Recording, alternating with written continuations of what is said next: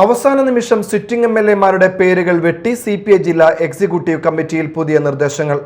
കൊടുങ്ങല്ലൂർ, കയ്പമംഗലം മണ്ഡലങ്ങളിൽ നിലവിലെ എംഎൽഎമാർ മത്സരിക്കണോ എന്നത് സംസ്ഥാന സമിതി തീരുമാനിക്കട്ടെ എന്നതാണ് ജില്ലാ തലത്തിൽ ഉയർന്ന തീരുമാനം. കൊടുങ്ങല്ലൂർ, കയ്പമംഗലം മണ്ഡലങ്ങളിലേക്ക് 3 അംഗ പേരുകൾ സംസ്ഥാന സമിതിയിലേക്ക് നിർദ്ദേശിച്ചിട്ടുമുണ്ട്.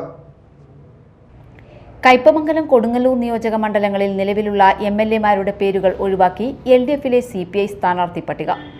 2 തവണ തുടർച്ചയായി വിജയിച്ചവരുടെ പേര് പറയേണ്ടതില്ലെന്ന ജില്ലാ നേതൃത്വത്തിന്റെ നിർദ്ദേശത്തെ തുടർന്നാണിത്.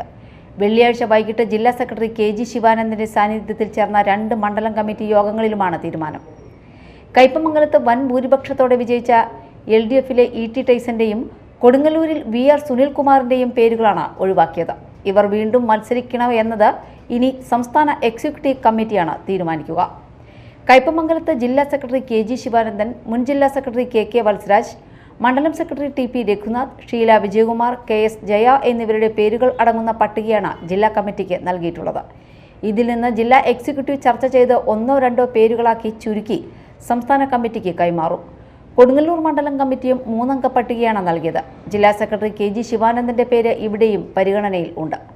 സംസ്ഥാന കൗൺസിൽ അംഗവും അഖിലേന്ത്യാ കിസാൻ സഭാ സെക്രട്ടറിയുമായ കെ.വി. വസന്തകുമാർ, മുൻ നഗരസഭാ ചെയർമാനും ജില്ലാ നിർവാഹക സമിതി അംഗവുമായ സി വിപിൻ ചന്ദ്രൻ എന്നിവരാണ് മറ്റു 2 പേർ.